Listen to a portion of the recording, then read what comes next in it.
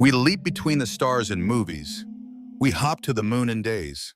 So getting to our neighbor Mars should be quick, right? A few weeks maybe? The shocking truth is reaching Mars takes months, not weeks. Usually 7 to 9 months, sometimes longer. Why? Why so agonizingly long? Because we have to deal with 3 major problems. First problem is tyranny of distance, and second problem is we cannot aim straight to Mars from Earth. And third one is the launch window. Mars journey is way more fascinating. Stick around as we unravel the cosmic ballet, the mind-bending physics, and the incredible engineering that dictates our journey to the red planet. Okay, first things first.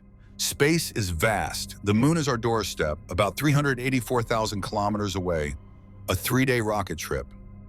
And Mars, even at its absolute closest approach to Earth, which only happens occasionally, it's around 55 million kilometers away.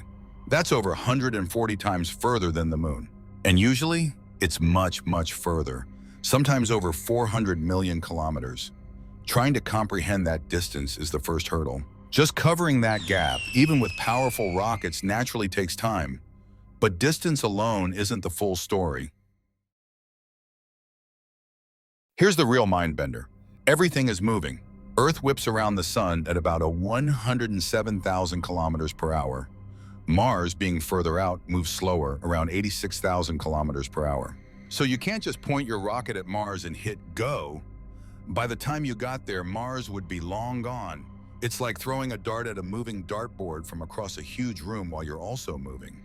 Plus, trying to fly straight would mean constantly fighting the sun's immense gravity, requiring impossible amounts of fuel. We have to work with physics, not against it.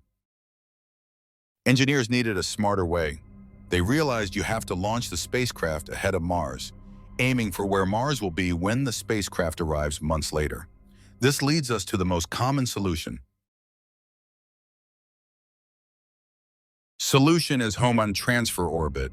It's the most fuel-efficient path between 2 orbits, like Earth's and Mars. Imagine the spacecraft gets a push from Earth's orbit into a larger ellipse that just touches Mars' orbit on the other side. The spacecraft essentially coasts for most of the journey along this ellipse, letting orbital mechanics do the heavy lifting. It's like giving a swing one big push and letting it travel. And this elegant, fuel-saving path is why the journey typically takes 7 to 9 months. It's not the fastest possible path, but it's the one that makes the trip feasible with current rocket technology. But wait, there's another catch. Because both planets are moving at different speeds, the ideal alignment for that Hohmann transfer only happens once every 26 months. This optimal period is called a launch window. If you miss it, you have to wait roughly 2 years for the planets to line up correctly again. That's why you often see major Mars missions launching in clusters. Everyone is trying to hit that same efficient window. So it's not just a 7 to 9 month trip, it's potentially a multi-year wait followed by a 7 to 9 month trip. So are we stuck with 7 to 9 months forever? Not necessarily. Could we get there faster? Technically, yes. We could use more powerful rockets firing for longer, taking a more direct but fuel-hungry path. Some robotic probes have made faster trips, especially for flybys. But for heavy missions carrying landers, rovers, or eventually humans, the fuel cost skyrockets. Future technologies like advanced solar electric propulsion or even nuclear thermal rockets promise to significantly cut down travel times, potentially to 3-4 months, maybe even less. But these powerful systems are still complex and under development. So let's recap.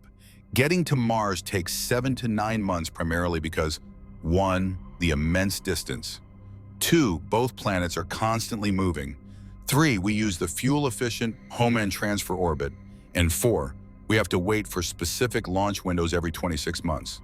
And remember, this isn't just physics. It's a human challenge. Imagine spending 9 months in a confined space, millions of miles from Earth, dealing with radiation, isolation. Understanding the time it takes is crucial for planning future human exploration. So now you know how and when to get to Mars. Would you like to go to Mars? What part of this journey would be challenging for you the most? Is it the sheer time involved? The 2-year wait for a launch window? Or the fact that we can't just fly straight there? Let me know your biggest wow moment in the comments below. If you found this journey through space fascinating, hit that like button. It really helps the channel. And subscribe for more deep dives into space and science.